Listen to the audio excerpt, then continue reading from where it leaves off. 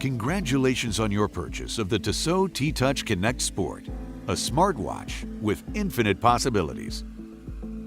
Let's take a closer look at how to set up your watch and how to navigate through the functions. Power on your watch by pressing the upper pusher for 2 seconds. First, you can choose your language by simply swiping to the right and left on your screen. To make full use of your T-Touch Connect Sport, you need to pair it with your smartphone first. The watch will then ask if you want to pair it with your phone.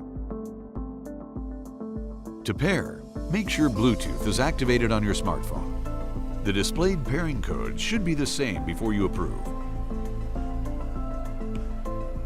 Wait until your watch has finished configuring. Then the setup is complete. Your watch is now ready to use. Now that you're all set, let us show you some of the amazing functions of the Tissot T-Touch Connect Sport. With one swipe down, you have access to workouts such as running, workout, cycling, and hiking.